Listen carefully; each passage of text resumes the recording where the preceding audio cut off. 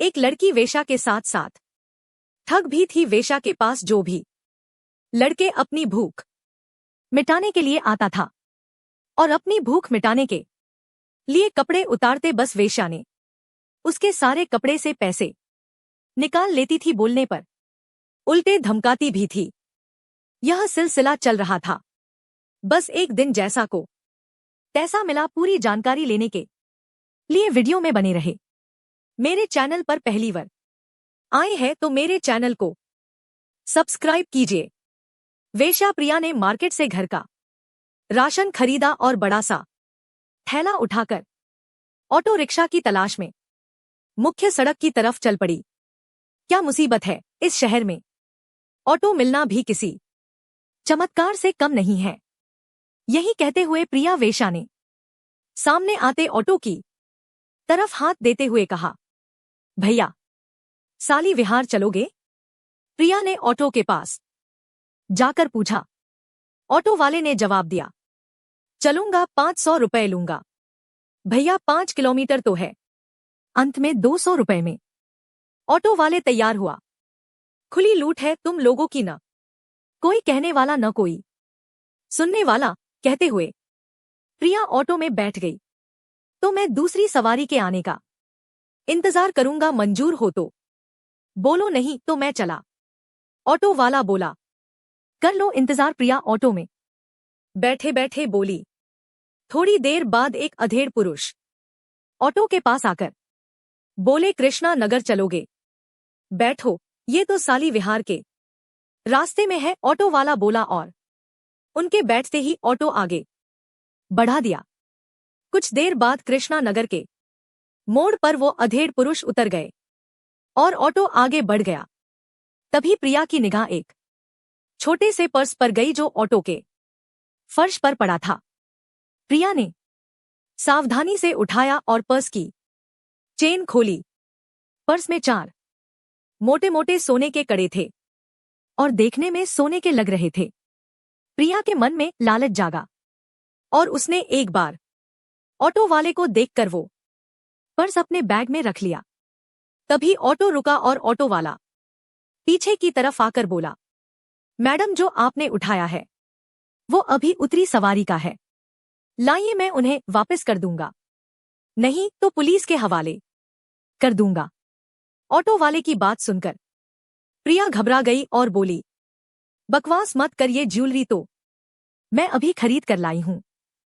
Auto वाले बोले, bill दिखाओ। मैडम लालच मत करो, बेकार में पुलिस का चक्कर पड़ जाएगा। मैंने तुम्हें वो पर्स को फर्श से उठाकर आपके थैले में डालते देखा है। ऑटो वाला बोला, तुम ठग हो, मैं तुम्हारी रिपोर्ट पुलिस में कर दूंगी। प्रिया झूठी हिम्मत दिखते हुए बोली, यही तो मैं कह रहा हूं, चलो पुलिस के पास चलते हैं। पर्स के गहनों की रसीद तुम्हारे पास हुई तो गहने तुम्हारे, नहीं तो पुलिस गहनों को उनके असली मालिक तक पहुंचा देगी। ऑटो वाला ऑटो में बैठकर ऑटो को पीछे की तरफ मोड़ते हुए बोला। पुलिस के नाम से प्रिया थोड़ा घबरा गई थी, लेकिन गहनों का लालच न छोड़ते हुए बोली, ये मुझे मिले हैं इसलिए मेरे हुए, और तुम चाहो तो आधे तुम रख लो। मैडम ये सब मुझे नहीं आता, हम थाने ही चलते हैं।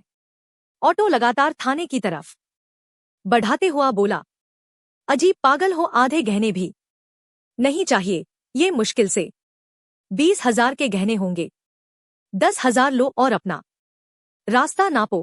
प्रिया जानती थी कि वो गहने कम से कम 2 लाख के होंगे, इसलिए प्रिया ड्राइवर को लालच दिखाते हुए बोली, क्या बात कर रहे हो आप? मुझे तो किसी भी तरह से उस पर्स में 1 लाख का माल लग रहा है।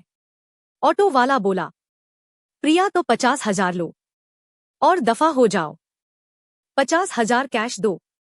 ऑटो वाला ऑटो रोकते हुए बोला, प्रिया ये लो 20,000 कैश और 30,000 की मेरी गोल्ड की चैन। प्रिया चैन और रुपए ऑटो वाले के हाथ पर रखते हुए बोली।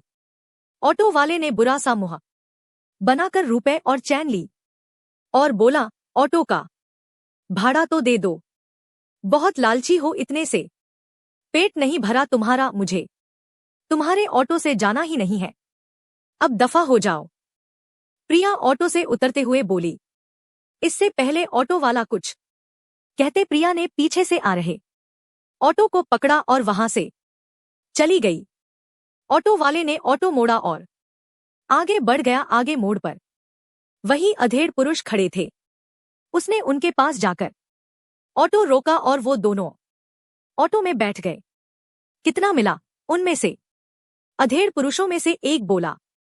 50। ऑटो वाले ने जवाब दिया।